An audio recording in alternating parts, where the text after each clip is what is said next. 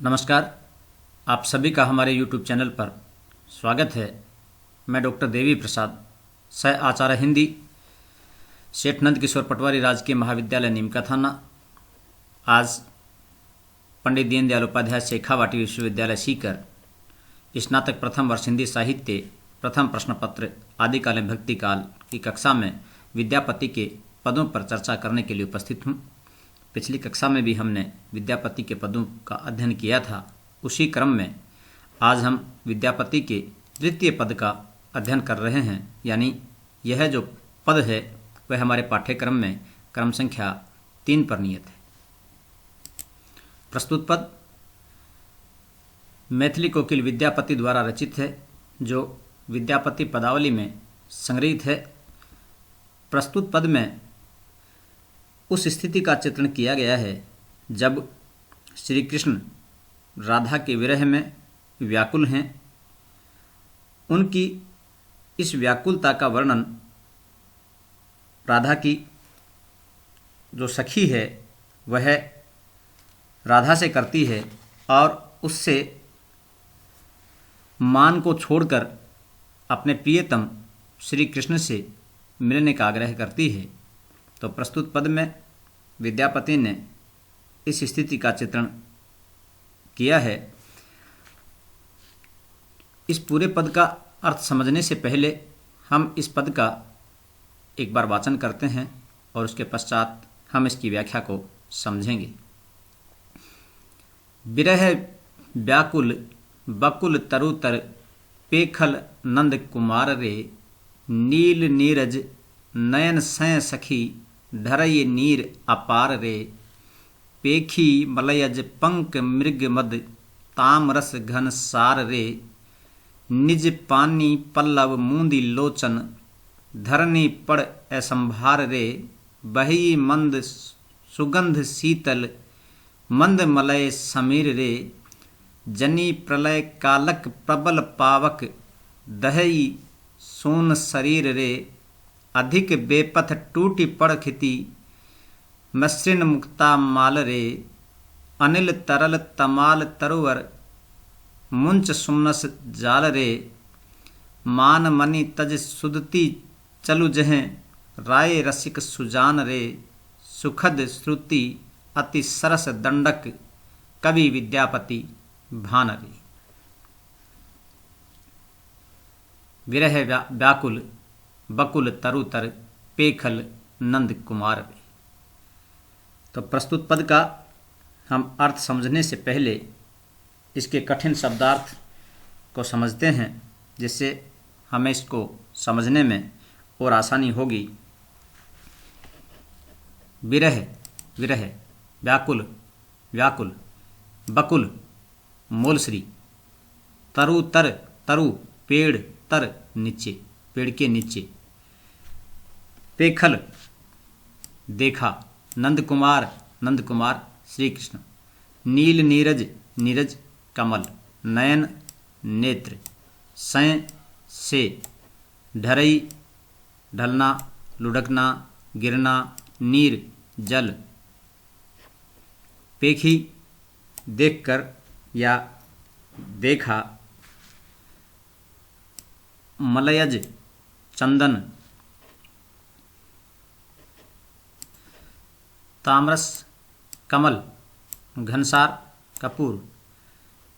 निज पानी, पानी का एक अर्थ होता है जल और पानी का दूसरा अर्थ होता है हाथ, पल्लव पत्ते, मूंदी लोचन नेत्र, धरनी पृथ्वी, पड़ असंभार पड़ पड़ना गिरना, असंभार बिना संभले, बही बहना, मंद सूतल सुगंध शीतल, मंद मलय समीर मलय पर्वत से आने वाली हवा, प्रलय कालक प्रलय काल की, प्रबल पावक पावक आग, दहई दहना, सून शून्य, बेपथ टूटी क्षिति खिति खिति का अर्थ होता पृथ्वी, मुक्ता माल रे मुक्ताओं की माला, अनिल अग्नि, तरल तमाल तरवर, मुंच सुमनस सुमनस पुष्पों की, मान मणि मणि मान मणि मणि रूपी मान, तजी तजना सुदति सुंदर दांतों वाली, नायिका या सुंदरी, रसिक सुजान श्री कृष्ण, सुखद सुख देने वाला, श्रुति सुनने में, सरस सरस, दंडक दंडक छंद। प्रस्तुत पद में कोई नायिका या दूती राधा से श्री कृष्ण की विरह व्यथा का चित्रण करती हुई कहती है कि हे राधा, मैंने विरह में व्याकुल श्री कृष्ण को बकुल पेड़ के नीचे, तरुतर पेड़ के नीचे, बकुल मोलश्री के पेड़ के नीचे मैंने उस नंद कुमार को देखा है विरह में व्याकुल। विरह व्याकुल बकुल तरुतर पेखल नंद कुमार रे, यानी मैंने नंद कुमार को विरह में व्याकुल होकर, विरह में व्याकुल बकुल मोलश्री के पेड़ के नीचे देखा है। नील नीरज नयन से सखी ढरे नीर अपार रे, उनके नील कमल रूपी नेत्रों से, नील नीरज नयन से सखी, उनके नीले कमल रूपी नयनों से धरे नीर अपार रे, अपार जल की धारा प्रवाहित हो रही थी। और पेखी मलयज पंक मृगमद तामरस घनसार रे, वे चंदन का लेप, कस्तूरी, कमल, कपूर आदि को देखकर तुम्हारी उनको स्मृति हुआती है, और उस स्मृति के कारण से उनकी विरह व्यथा बहुत बढ़ जाती है। यानी वे मलयज पंख, मृगमद, तामरस, घनसार, कपूर, चंदन, कमल आदि सभी को जब देखते हैं तो इनसे उन्हें तुम्हारी स्मृति हो आती है, और इस स्मृति से वे बहुत अधिक व्याकुल हो जाते हैं, और उस व्याकुलता के कारण से निज पानी पल्लव मूंदी लोचन धरनी पड़ असंभार रे, वे अपने ही हाथों से, निज पानी अपने हाथों से, पल्लव मूंदी लोचन अपने हाथों रूपी पल्लवों से, कर पल्लवों से अपने नेत्रों को बंद करके बेसहारा होकर धरनी पर असंभार रे, वे पृथ्वी पर, जमीन पर गिर जाते हैं, गिर रहे थे। असंभार बेसहारा, बेसहारा होकर जमीन पर गिर रहे थे। बही मंद सूतल सुगंध शीतल मंद मलय समीर रे, और जब मंद सुगंधित, सुगंध शीतल और शीतल, मंद मलय समीर, जब मलय वायु बहती है, यानी जब मंद शीतल सुगंधित मलय वायु बहती है, तो उन्हें जनी जानो प्रलय कालक प्रबल पावक दही सून शरीर रे, तो उनको ऐसा लगता है जानो की या मानो की प्रलय काल की प्रबल जो पावक है, जो अग्नि है, वह चल रही हो, और प्रलय काल की जो प्रबल प्रचंड आग है उनके शून्य शरीर को जला रही हो। यानी जो तुम्हारे मिलन के समय, जो संयोग के समय शीतल मंद सुगंध और मृगमद तामरस घनसार, अर्थात ये जो कमल, कपूर आदि सब उनको आनंद पहुंचाते थे, और मलय पर्वत से आने वाली जो हवा है, शीतल मंद सुगंध है, वह उनको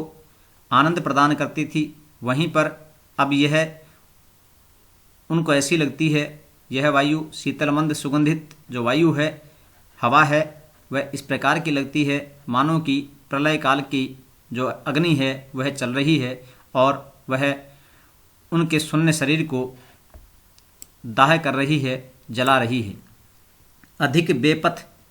टूटी पड़ खिती, और वे इसमें अधिक बेपथ होकर के उनका जो शरीर है अत्यधिक कंपन के कारण से, अधिक बेपथ टूटी पड़ खिती, वे इसके कारण से अधिक बेसहारा होकर के या अधिक व्यथित होकर के पृथ्वी पर गिर पड़ते हैं। खिति क्षिति पृथ्वी पर गिर पड़ते हैं, और इसके कारण से उनका मृषण मुक्ता माल रे, उनकी जो मुक्ताओं की माल, जो मणि मुक्ताओं की जो माला है वह भी अत्यधिक कंपन के कारण से उनके शरीर में इतना कंपन हो रहा है कि वो बेपत होकर के और ज़मीन पर गिर पड़ते हैं, और इसके कारण से उनकी जो मुक्ता माल हैं वे भी ज़मीन पर गिर जाती हैं, अर्थात मुक्ता आदि जो हैं वो वहाँ पर बिखर जाते हैं पृथ्वी पर। अनिल तरल तमाल तरवर मुंच सुमनस जाल रे, अनिल तरल तमाल तरवर मुंच सुमनस जाल रे। हवा की अनिल हवा, तरल तमाल तरवर मुंच सुमनस जाल रे, वो हवा इस प्रकार की चल रही है, अर्थात ऐसा लगता है मानो कि वायु की चंचलता से तमाल के जो वृक्ष हैं, तमाल तरवर, तमाल तरल, तरल तमाल तरवर, तमाल का वृक्ष,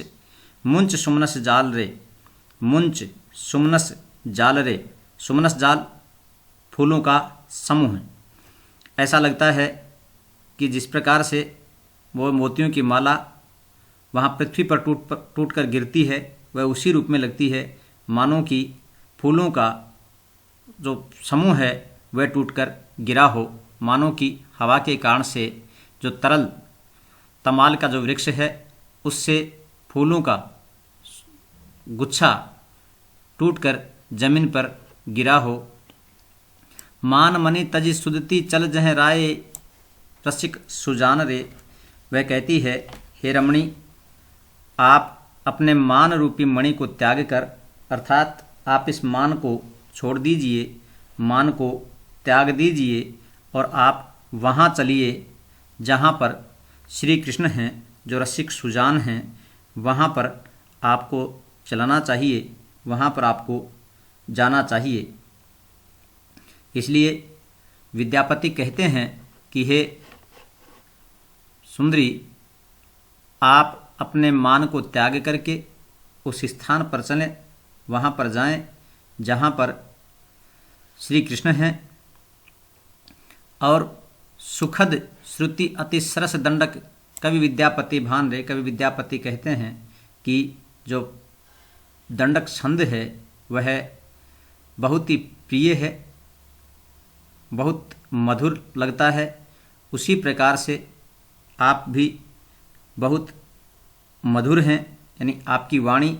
बहुत मधुर है, कर्णप्रिय है। इसलिए हे राधे, आप ये मान छोड़कर उस रसिक सुजान माधव के पास चलो, वहाँ पर तुम्हें चलना चाहिए। विशेष के रूप में हम बात करें तो प्रस्तुत पद में श्री कृष्ण की वीर व्यथा का बहुत ही सुंदर चित्रण किया गया है। इसी के साथ अनुप्रास अलंकार का बहुत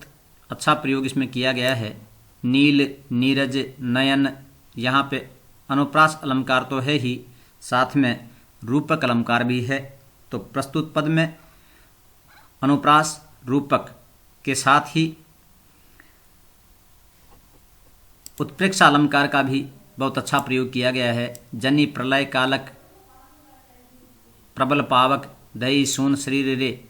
जहाँ जानो मानो,